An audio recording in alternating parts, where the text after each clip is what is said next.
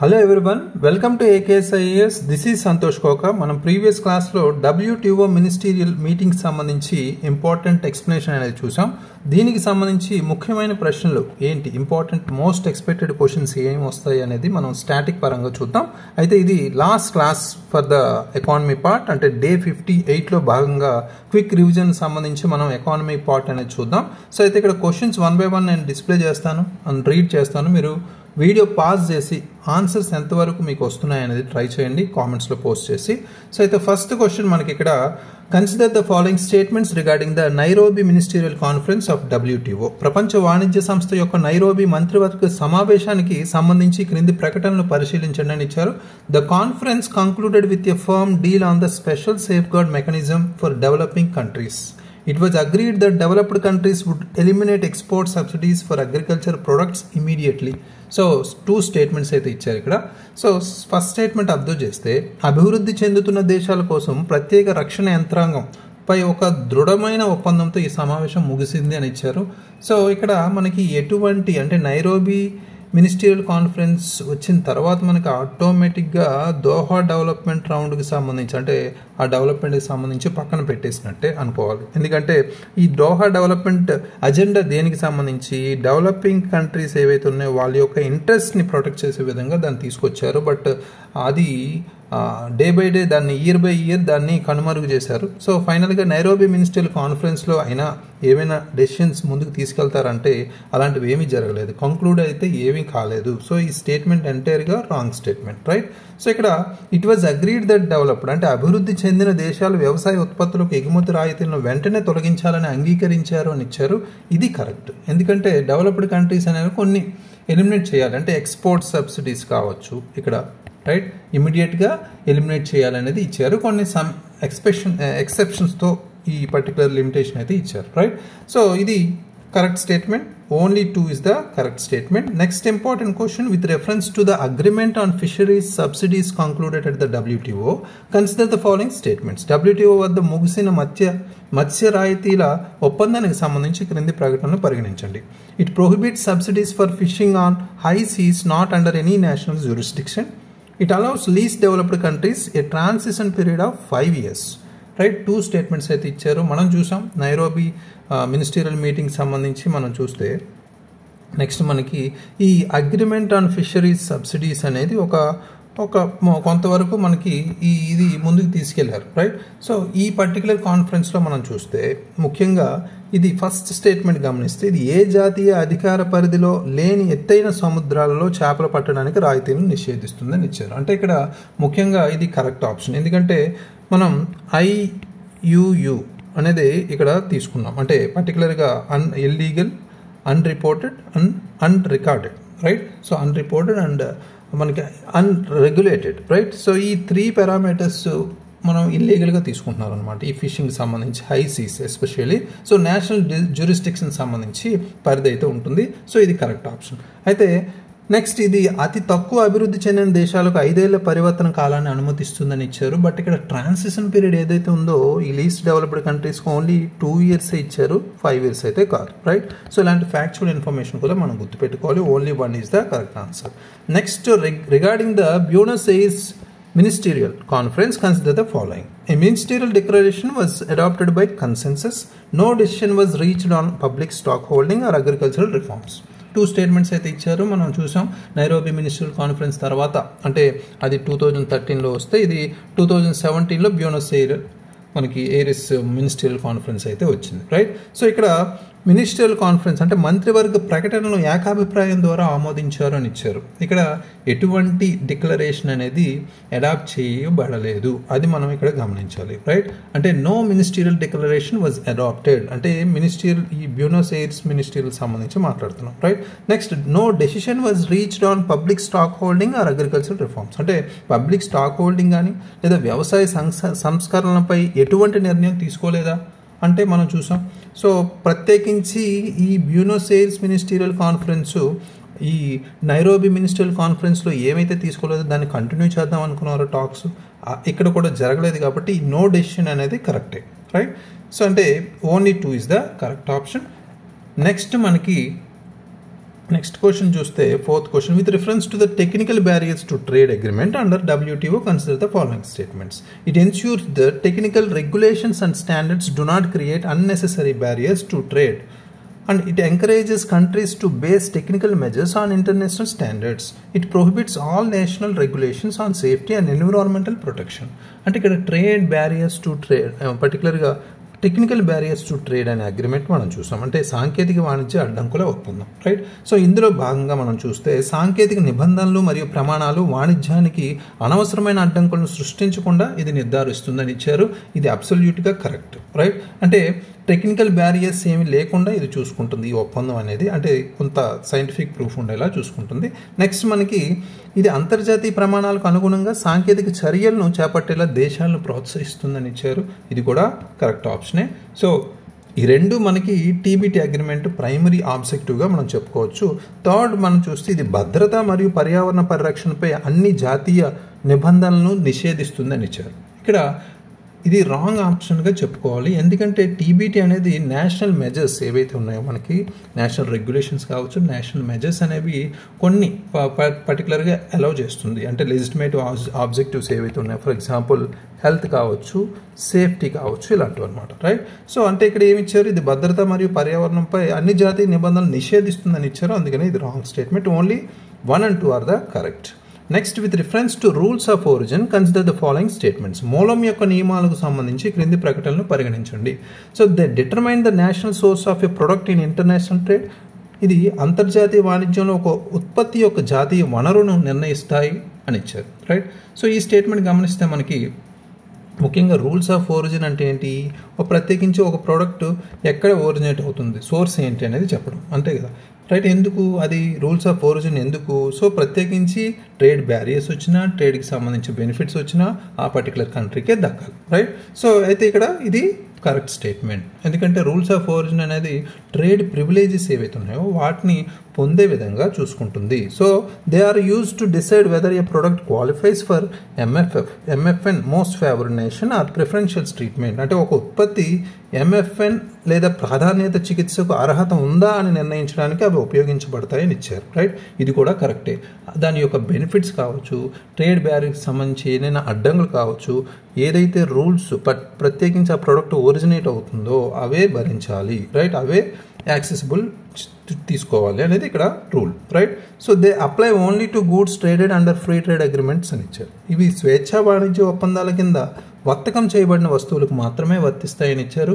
ఇవి only free ట్రేడ్మెంట్కి సంబంధించే కాదు, apply to both preferential and non preferential trade regimes. అంటే ఇక్కడ ప్రాధాన్యేతర మన వాణిజ్య సంస్థలకు సంబంధించి కూడా కనిపిస్తుంది. అంటే వాణిజ్యేతర పర్టికులర్గా ప్రాధాన్యేతర వాణిజ్య సిస్టమ్స్ ఏవైతే ఉన్నాయో, రైట్, వ్యవస్థలకు సంబంధించి కూడా ఇది వర్తిస్తుంది. కాబట్టి ఇది నాట్ ఓన్లీ, రైట్. సో ఇది wrong statement. Only 1 and 2 are correct. Next important question regarding the sanitary and photosanitary measures agreement, consider the following. It allows countries to set their own food safety and health regulations. Measures must be science-based and not unnecessary trade restrictive. It was signed during the Nairobi Ministerial. So, sanitary and photosanitary measures గురించి, అదేవిధంగా trade barriers, rule of origin, ఈ మూడు మనం important aspects అని చెప్పుకున్నాం, right. So ఇక్కడ ప్రధానంగా చూస్తే sanitary and photo sanitary measures సంబంధించి చూస్తే ఇవి నేషనల్ రెగ్యులేషన్స్ని కొంత అలౌ చేస్తాయి. అంటే ఇది పర్టికులర్గా మనం ఫోకస్ చేస్తే కంట్రీస్ అనేవి దేశాలు తమ సొంత ఆహార భద్రత మరియు ఆరోగ్య నిబంధనలను ఏర్పాటు చేసుకోవడానికి వీలు కల్పిస్తుంది. ఇది కరెక్టే. మనం చూసాం ఈ sanitary and phyto sanitary measures ఎప్పుడు ఎక్కువగా ఉపయోగిస్తారు, ప్రత్యేకించి మనం ప్రీవియస్గా ఎగ్జాంపుల్ కూడా చెప్పుకున్నాం. ఫర్ ఎగ్జాంపుల్ మనం కొన్ని కండిషన్స్లో పౌల్ట్రీని నిషేధించాం, రైట్, ఇండియా కొన్ని కంట్రీస్ నుంచి. సో అటువంటి సందర్భంలో మనకి కొన్ని మెజర్స్ తీసుకునే అవకాశం ఉంది, నేషనల్ రెగ్యులేషన్స్ అంటాం. కానీ సైంటిఫిక్ జస్టిఫికేషన్ అనేది ఉండాలి, సైంటిఫిక్ ప్రూఫ్ అనేది ఉండాలి, ఎవిడెన్స్ అనేది ఉండాలి. Measures must be science based and not unnecessary trade restrict. అంటే అది చర్యలు సైన్స్ ఆధారితంగా ఉండాలి కానీ అనవసరంగా వాణిజ్యాన్ని పరిమితం చేయకూడదు అనేది కూడా మనం చదివాం, right. So it was sign during Nairobi. ఇది నైరోబీ మంత్రివర్గ సమావేశంలో సంతకం చేయబడిందా అంటే ఇది కాదు. నైరోబీ మంత్రివర్గ సమావేశంలో ఎటువంటి మనకి అవుట్పుట్ రాలేదు, అది గుర్తుపెట్టుకోవాలి. ఇక్కడ SPS అనేది మనకి ఉరుగ్వే రౌండ్ ఆఫ్ టాక్స్లో మనం సైన్ చేయబడింది, కానీ తర్వాత 12th మినిస్ట్రియల్ మీటింగ్స్లో ఇది డిక్లేర్ చేయబడింది, అంటే దాన్ని అమలు చేయబడింది అనమాట, ఇంప్లిమెంట్ చేయబడింది, అది గమనించాలి ఇక్కడ, right. So only 1 and 2 are the correct. Next important question with reference to the agreement on fisheries subsidies consider the following statements. మత్స్య రాయితీల ఒప్పందానికి సంబంధించి క్రింది ప్రకటనను పరిగణించండి. So it bans subsidies for illegal, unreported and unregulated fishing. It allows subsidies on overfished stocks if done to rebuild the stock. High seas subsidies are prohibited under this agreement. Developed countries are exempted from these obligations. Right? 4 statements అయితే ఇచ్చారు. 1 by 1 statements observe చేస్తే మనం చెప్పాం agreement on fisheries subsidies అనేది ఒక అవుట్కమ్గా చెప్పుకోవచ్చు. Remaining outcomes ఏవి తీసుకోకపోయినా, final output success కాకపోయినా ఈ ఒక్క అగ్రిమెంట్ అయితే ముందుకు తీసుకెళ్లారు. ఇది చట్టవిరుద్ధమైన, నివేదించని మరియు నియంత్రణ లేని చేపల వేటకు రాయితీలను నిషేధిస్తుంది. అంటే ఈ అగ్రిమెంట్లో ప్రత్యేకించి మనం పలు రకాలు చూసాం, నిషేధం చూసాం, అంటే ఇల్లీగల్ IUU ఫిషింగ్ అనేది ఇది కరెక్ట్. నెక్స్ట్ మనం చూస్తే స్టాక్ను పునర్నిర్మించడానికి చేసినట్లయితే ఇది ఓవర్ ఫిష్ స్టాక్లపై రాయితీలను అనుమతిస్తుంది. ఓవర్ ఫిష్ అంటే ఏంటి? ఎక్కువగా, అంటే ఒక లిమిట్ ఉంటుంది, ప్రత్యేకించి ఒక ఏరియాలో సస్టైనబుల్ ఫిషింగ్ అంటాం, రైట్. సుస్థిర చేపల పట్టడం అంటాం. దీనికి సంబంధించి మనం చూస్తే ఇది కూడా కరెక్టే, ఒక లిమిట్ ఉంటుంది, ఆ పరిధికి సంబంధించి ఎక్స్ట్రా మనం చేయకూడదు, రైట్. హై సీ సబ్సిడీస్ అంటే ఈ ఒప్పందం ప్రకారం అధిక సముద్రాల రాయితీలు నిషేధించబడ్డాయని ఇచ్చారు.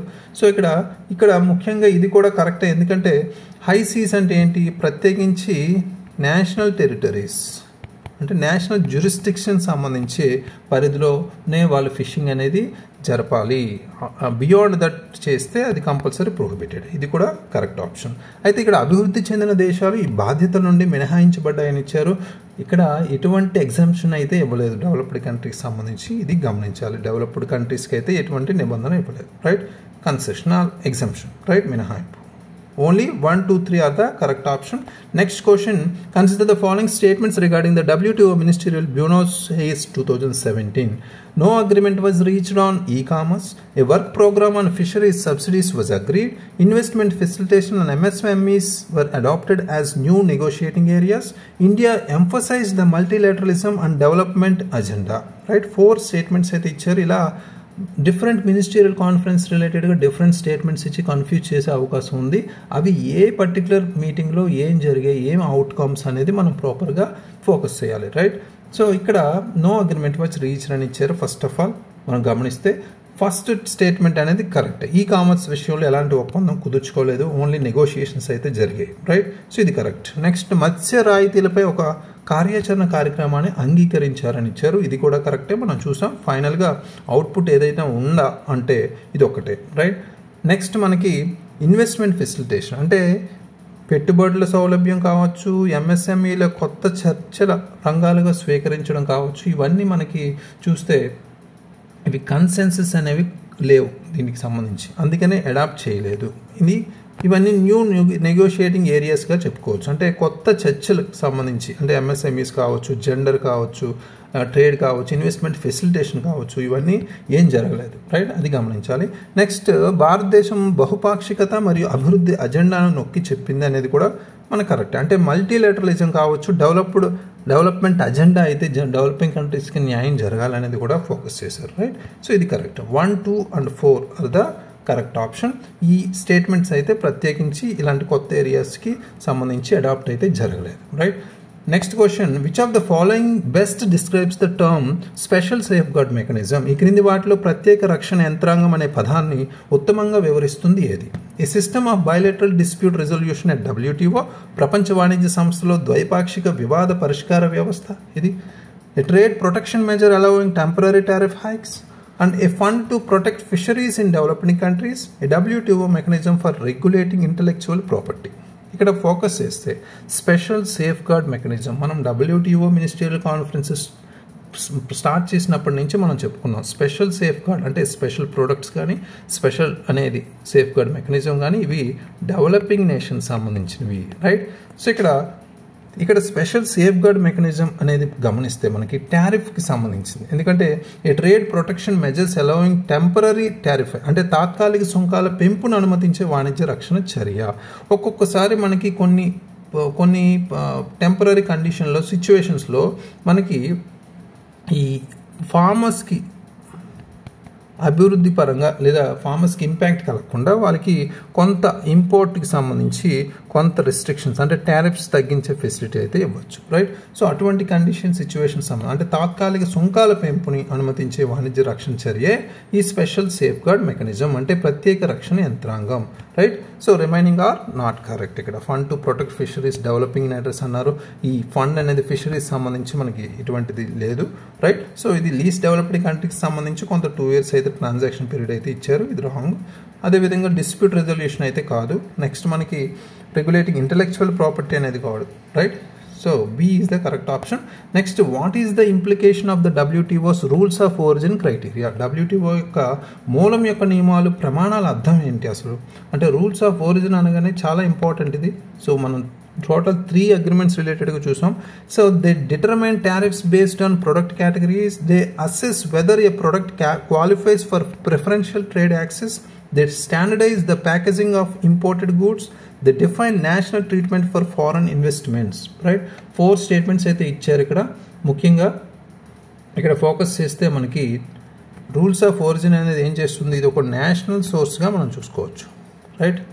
అదే ప్రొడక్ట్ క్వాలిఫైయా లేదా అంటే ట్రేడ్ ప్రిఫరెన్సెస్ ఏవైతున్నాయి అంటే వాణిజ్య లేదా వ్యాపార ప్రాధాన్యతలకి అవి క్వాలిఫైయింగ్ అవుతాయా లేదా అనేది ఇక్కడ తెలుస్తుంది, రైట్. సో ఇది ముఖ్యంగా ఇక్కడ గమనిస్తే మనకి tariffs based on product categories అని ఇచ్చారు, ఇది రాంగ్. అదేవిధంగా they assess whether a product qualifies for preferential trade access అంటే వాటికి సంబంధించిన బెనిఫిట్స్ కానీ ట్రేడ్ బెనిఫిట్స్ కానీ పొందే ప్రాప్యత ఉందా లేదా అనేది తెలుస్తుంది, రైట్. ఇది కరెక్ట్ ఆప్షన్, రైట్.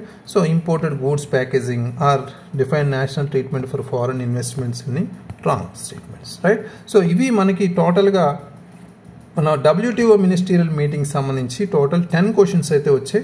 ఇవే static based core static based మనకి ఇవే రిపీట్ అయ్యే అవకాశం ఉంది. సో మనం డిస్కస్ చేసిన దోహా టాక్స్ కావచ్చు, నైరోబీ కావచ్చు, అదేవిధంగా మనం బ్యూనస్ ఎయిర్ కావచ్చు, ఇవన్నీ చాలా ఇంపార్టెంట్. ఇందులో ముఖ్యంగా ట్రేడ్ అంటే టెక్నికల్ బ్యారియర్స్ టు ట్రేడ్ కావచ్చు, మనకి sanitation and photo sanitary measures సంబంధించి కావచ్చు, లేదా ఆ ఒరిజిన్ రూల్స్ ఆఫ్ ఒరిజిన్ కావచ్చు, అది కూడా మనకు చాలా ఇంపార్టెంట్. ఇవి మనం చెక్ చేసుకోవాలి, రివైజ్ చేసుకోవాలి. Please revise it. Thank you very much. All the very best. దీంతో పాటు మనకి కంప్లీట్గా మన క్విక్ రివిజన్ ఎకానమీకి సంబంధించి టోటల్ 58 వీడియోస్ అయితే మనం కవర్ చేసుకున్నాం. ఆల్మోస్ట్ టోటల్ 58 కాన్సెప్చువల్ కాదు, ఇందులో మనకి ఆల్మోస్ట్ ఆఫ్ అంటే 29 వీడియోస్ మనకి ఎక్స్ప్లెనేషన్ పార్ట్స్ అంటే ప్రతి చాప్టర్ మనం ఎక్స్ప్లెయిన్ చేసుకుంటూ వెళ్ళాం. ప్రతి టాపిక్ దానికి సంబంధించిన వీడియోస్కి ఒక MCQs ఒక 29 ఉంటాయి. టోటల్ మనకి 58 అయితే ప్లేలిస్ట్లో ఉన్నాయి. మీరు కంప్లీట్గా ఎకానమీని చదివి అంటే స్టాటిక్ పార్ట్ కంప్లీట్గా మీరు చదివారు అన్నప్పుడు ఇది క్విక్ రివిజన్ టైప్లో మీరు యూజ్ చేసుకోవచ్చు. Thank you very much. All the very best.